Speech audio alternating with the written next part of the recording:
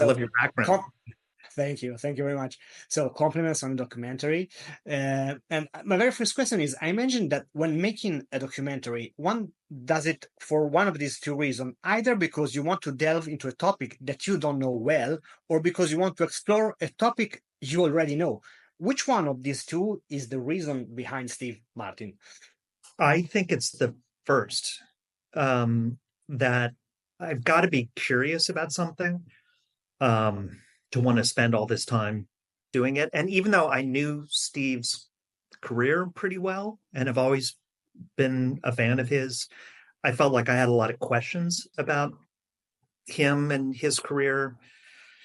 Um, so that was the thing. I wanted to learn. Like I wanted more, that it's not so much fun just to make something that where you feel like you know the answers. You always want to ask questions you don't know the answer to. And what's the greatest discovery, the most unexpected one that has come from working so closely with Steve Martin? I feel like the whole second film to me was more of the revelation, which is the kind of emotional journey he's been on. That how different he was then from who he is now, and seeing him in his life now. Yeah, I just had a much deeper understanding of the kind of the pursuit of happiness that he went on really for the past 30 years. And why have you decided to shot the documentary and releasing it in two parts to give this sense of change in his career from the first part of his career, which as an Italian, I'm a great fan of Steve Martin, but I totally ignored that part of his career. So is this the reason?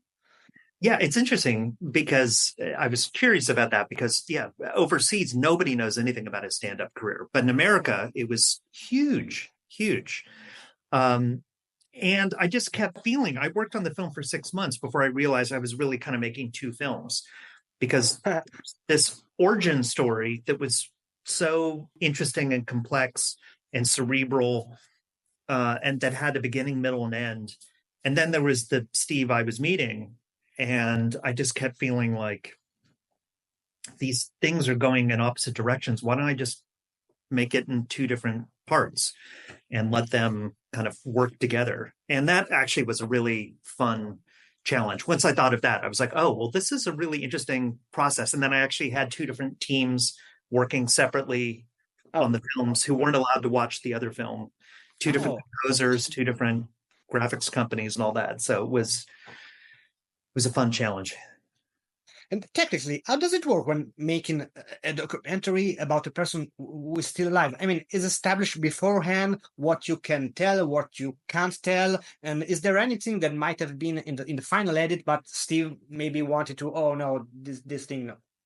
I mean, the only two things that were sensitive were showing his daughter, Yeah, and the letter he wrote to his dad that he didn't send. Mm.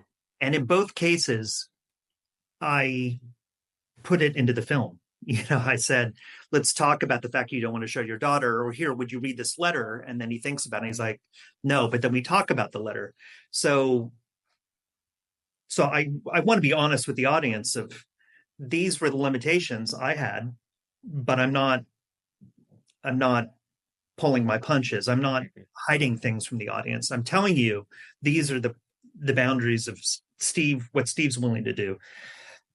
And I always like being honest with the audience in that way about what it is. It's probably why I end up using a lot of my voice in films, because I feel like you're understanding what I'm going through trying to make the film in the process.